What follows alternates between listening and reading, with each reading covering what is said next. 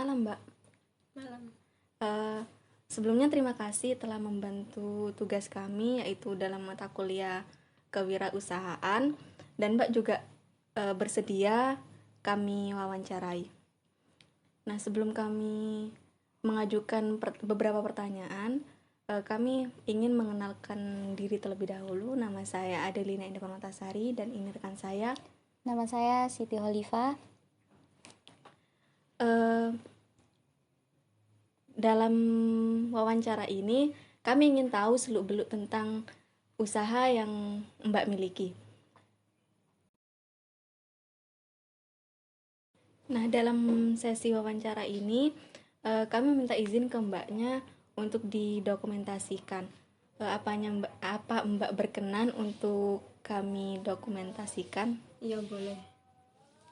Oh ya, nanti kalau misal dalam sesi wawancara ini Mbaknya ada pertanyaan ke kami, ataupun misal pertanyaan dari kami itu terlalu privacy buat Mbaknya boleh bilang gitu ke kita gitu. Nah, sebelum kita mewawancarai tentang seluk-beluk usaha yang Mbak punya, kami boleh tahu dong nama Mbak itu siapa? Oh iya, sebelumnya perkenalkan, nama saya itu Rizkia Putri, bisa dipanggil Putri. Umurnya berapa, Mbak? Untuk saat ini saya berumur 20 tahun. Oh, ternyata sama ya kayak kita. Kalau boleh tahu, sekarang lagi sibuk apa nih selain berwirausaha? Kebetulan saya masih di dunia pendidikan, saya masih kuliah. Oh, kuliah di mana, Mbak? Saya kuliah di Politeknik Negeri Jember. Oh, ternyata sama-sama mahasiswi. Jurusannya apa? Saya jurusan rekamedik kesehatan. Oh, Kalau boleh kami tahu untuk usahanya itu apa namanya, Mbak? Kalau usaha saya itu namanya Gift Real Art, tapi kayak seperti itu, kanvas bordir. Oh, kanvas bordir. Terus di kanvas bordir itu terdapat apa saja? Mungkin menu-menunya gitu, Mbak? Oh, kalau untuk itu kan hanya kerajinan tangan. Dan itu seperti lukisan yang dijahit kayak sketsa, namun itu dijahit pakai benang di kanvas. Oke. Dari kapan Mbaknya sudah mulai melakukan usaha itu? Kalau untuk mulainya itu terhitung dari pertengahan tahun 2021. Masih baru juga ya? Iya. Alasan Mbaknya memilih usaha itu apa? Kan banyak nih ya usaha ada di bidang kuliner, terus ada juga kayak bidang jasa gitu. Kenapa Mbaknya kok bisa aku mau usaha di bidang kerajinan nih gitu? Alhamdulillah saya punya skill di bidang kerajinan atau seni. Jadi saya menuangkan semua skill saya itu dari ke itu. Inspirasinya Mbak bisa ada di kerajinan itu apa? Awal mula saya seperti melihat di beranda Instagram, kan banyak sudah bertebaran itu, ada satu teman atau follower saya yang memposting sebuah kerajinan, dan itu seperti kanvas bordir, cuma itu lukisan itu. Tapi saya seperti apa ya, kayak terinspirasi, ada kalau misal dijahit itu gimana ya, seperti itu. Awal mulanya Mbak mempromosiin dagangan Mbak itu gimana sih kalau boleh tahu? Awal mula saya mempromosikan itu, awalnya membuat kerajinan itu untuk teman-teman, untuk sahabat, seperti itu. Jadi promosinya itu lewat dari mereka mempromosikan lagi ke akun media sosial mereka, seperti itu.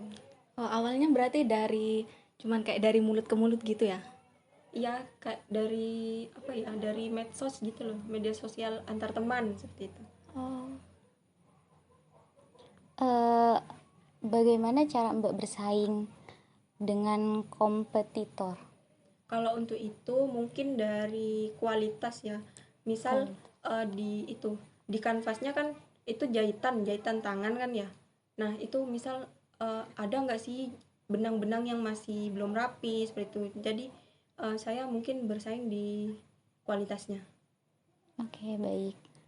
Menurut Mbak, kalau misalnya cara Mbak bersaing dari kualitas itu ya, itu cukup efektif nggak sih, Mbak? Kalau cukup efektifnya itu masih bisa dibilang masih belum efektif, karena di luaran masih ada banyak yang rapi banget hasil kerajinan itu seperti itu. Untuk targetnya sendiri siapa saja Mbak dari usaha Mbak yang Mbak jalani? Kalau target dari usia remaja sampai dewasa. Remaja sampai dewasa. Modal pertama yang Mbak keluarkan untuk membuka usaha ini berapa kalau boleh tahu? Sekitar 150 ribuan. Itu satu kanvas gitu? Apa kayak Enggak, semua langsung? sudah, Oh iya. semua modal.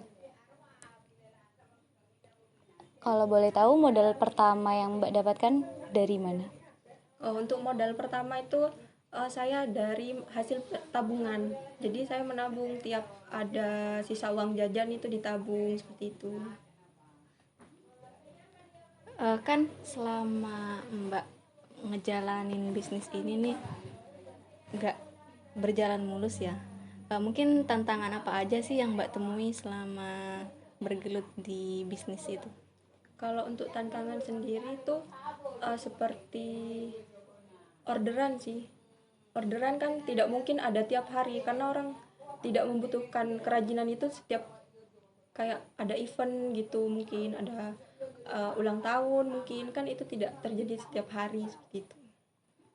Untuk omsetnya sendiri setiap harinya itu berapa Mbak? Kalau setiap hari tidak bisa dihitung, Oke. cuma saya ngitungnya itu per bulan. Per bulan. Per bulan itu kira-kira berapa ya? Kalau omsetnya itu sekitar 100 ribuan. Mas, 100 ribuan.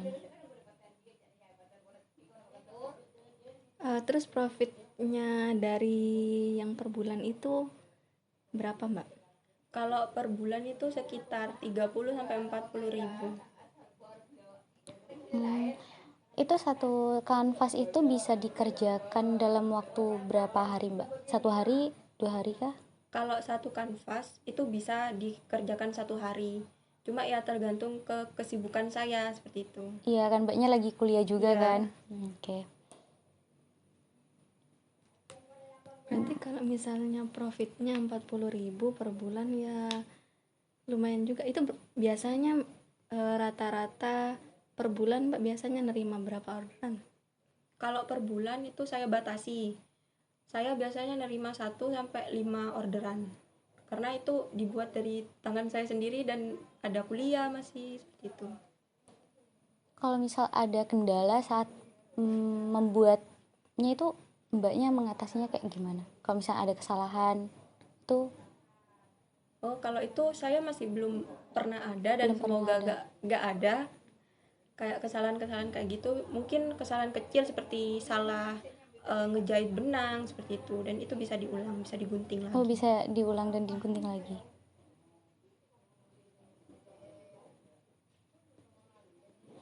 Kayak setiap bulannya Mbak ini kayak customer itu request dari model atau Mbak kayak menyediakan modelnya gini loh gitu? Enggak. Kalau dari customer itu kayak sketsanya. Oh iya. Cuma saya menyediakan catnya, warna cat tuh saya sediakan. Jadi customer itu bisa memilih mau cat warna apa seperti itu. Oke. Strategi yang Mbak gunakan agar usaha yang Mbak tekuni itu berkembang apa ya Mbak kalau boleh tahu? Mungkin lewat dari promosi antar sosmed sih, kayak ikut itu apa, seperti kayak promosi-promosi yang ada di Instagram seperti itu. Kayak hasil-hasil karyanya Mbak belum kayak pernah ikut pameran atau apa? Untuk karya itu, karya yang mana ya? Yang kerajinan usaha saya. Iya. Oh, belum masih.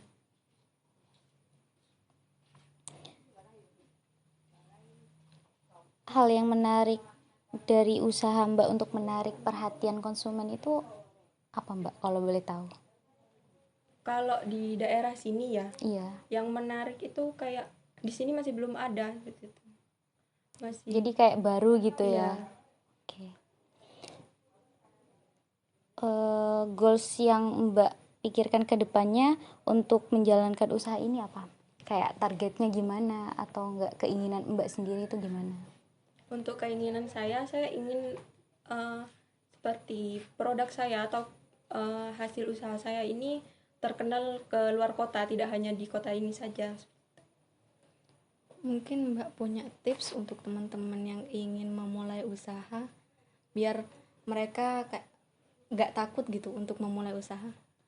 Untuk itu tips dari saya itu seperti kita melihat dari skill kita dulu, kita punya apa sih di dalam tubuh kita ini, kita bisa apa, seperti itu. Dan juga hobi, karena kalau kita melakukan sesuatu itu dari apa yang kita mampu atau apa yang kita bisa, itu tidak akan membosankan, malah membuat kita senang. Jadi berawal dari skill iya, terus dari hobi, dan juga yang paling pertama itu niat.